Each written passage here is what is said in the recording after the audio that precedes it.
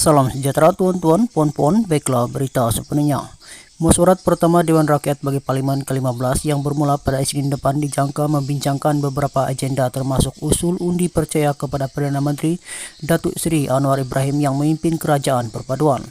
Tumpuan pastinya kepada Perikatan Nasional PN yang mempunyai jumlah kursi Dewan Rakyat kedua terbanyak selepas Pakatan Harapan PH, namun memilih menjadi pembangkang dengan tidak menyertai kerajaan perpaduan yang setakat ini diwakili PH, Barisan Nasional BN, Gabungan Parti Sarawak GPS, Gabungan Rakyat Sabah GRS serta disokong beberapa parti lain termasuk Parti Warisan Sabah dan Ikatan Demokratik Malaysia Muda. PN yang mempunyai 74 kursi parlimen ternyata bersedia untuk menjadi blok pembangkang yang kuat apabila ia memilih Setiausaha Agung Bersatu Datuk Seri Hamzah Zainuddin sebagai ketua pembangkang. Ahli parlimen Larut yang juga bekas menteri dalam negeri itu terkenal dengan kelantangan dan ketegasan.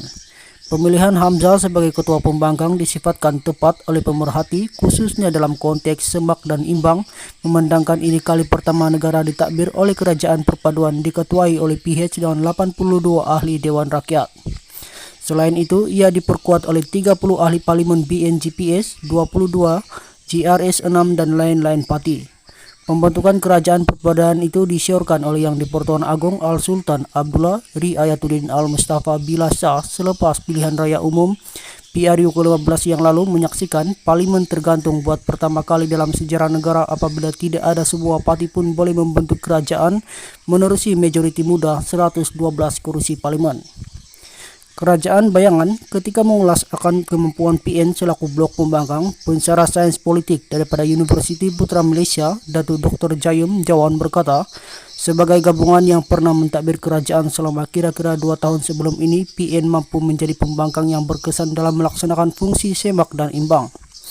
Jelasnya, memandangkan PN mempunyai jumlah kursi kedua terbanyak, mereka boleh membentuk kabinet bayangan yang cekap. Ketua pembangkang akan menjadi Perdana Menteri bayangan dan difahamkan PN akan mengagihkan 2 atau 3 ahli parlimen mereka untuk menjaga dan memantau satu kementerian. Ini satu tindakan yang tepat, kata Fellow Akademi Sains Malaysia itu kepada Bernama. Menurutnya, Malaysia tidak pernah mempunyai kabinet bayangan sekalipun PN yang menjadi blok pembangkang selepas PRU 14 pada 2018 pernah mengutarakan cadangan itu. Pada 2018, rakyat tidak tahu siapa menteri bayangan kerana mereka tidak menonjol dari segi menyemak tindak tanduk menteri dalam kerajaan. PN boleh mewujudkan dengan jelas peranan kabinet bayangan, namun mereka yang dilantik perlu menunjukkan kesungguhan melaksanakan amanah dan tanggungjawab tersebut kerana ia bersifat kerja sukarela dan tidak ada bayaran, katanya. Kewujudan kabinet bayangan juga dilihat sejajar dengan ciri demokrasi berparlimen Westminster yang diamalkan Malaysia, yang mana ahli-ahli kanan daripada parti pembangkang diberikan tugas memantau dasar dan tindakan kerajaan serta membuat cadangan alternatif.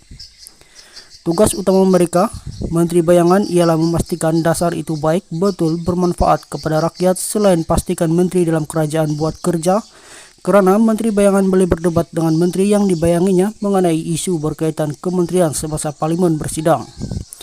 Kedua-dua pihak perlu buat homework untuk berdebat secara profesional di parlimen tentang dasar kementerian, bukan serangan pribadi sesama mereka, jelasnya. Kedua-dua pihak perlu buat homework untuk berdebat secara profesional di parlimen tentang dasar kementerian, bukan serangan pribadi sesama mereka, jelasnya. Menurut Jayum, dengan strategi itu pastinya jemaah menteri pimpinan Anwar akan lebih berhati-hati dan bersungguh dalam melaksanakan tanggung jawab kerana ada pihak yang sentiasa memantau tindak tanduk mereka sekaligus menjamin kerajaan baharu mentadbir negara dengan amanah, tulus dan adil. Gandingan baharu lama, Jayum juga menyifatkan gandingan muka lama dan baharu dalam PN sebagai saling melengkapi khususnya dalam menyalurkan idea yang lebih segar dan menjadi pengkritik kerajaan yang dinamik. Malah, katanya, mandat yang diberikan kepada pengurusi PN Tan Sri Muhyiddin Yassin sebagai ketua ahli parlimen PN dapat mengukuhkan lagi blok pembangkang kerana beliau seorang yang berpengalaman luas dalam pentadbiran negara termasuk selaku Perdana Menteri ke-8.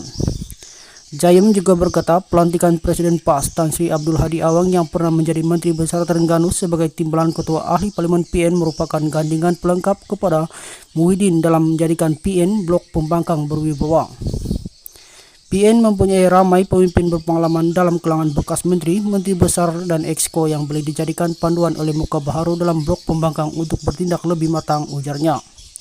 Kekuatan PAS. Sementara itu, penganalisis politik Dr. Muhammad Samsinur Abdul Aziz berkata, ini bukan kali pertama PAS menjadi pembangkang dan semestinya sudah berpengalaman luas dalam peranan mereka sebagai pengkritik kerajaan. Malah kata pensyarah kanan di Pusat Latihan Intern dan Pengayaan Akademik Universiti Malaya itu, Abdul Hadi sendiri pernah menjadi ketua pembangkang, yaitu dari 2002 hingga 2004. PAS menjadi pembangkang selama lebih 6 dekad sejak PRU pertama diadakan pada 1955 dan siapa di pengalaman PAS sebagai pembangkang akan digunakan sebaik mungkin dalam menyemak dan mengimbangi kerajaan yang diketuai PH. Pada PRU lepas juga PAS menyumbang kursi parlemen terbanyak dalam PN dan sudah semestinya rakyat akan menilai peranan yang dimainkan ahli parlemen Pati itu terutamanya dalam menambah baik dasar kerajaan, katanya. Sebelum ini ramai yang menjangkakan Abdul Hadi dilantik ketua pembangkang, lebih-lebih lagi PAS mencatat prestasi cemerlang pada PRU 15 apabila memenangi 43 kursi parlemen berbanding bersatu dengan 31 kursi. Pada pilihan raya itu, PAS menyapu bersih 8 kursi parlemen di Terengganu dan 14 kursi di Kelantan, sementara Abdul Hadi pula menang besar di Parlemen Marang dengan majoriti 41.729 undi, mengatasi BN, PH dan Pejuang Tanah Air.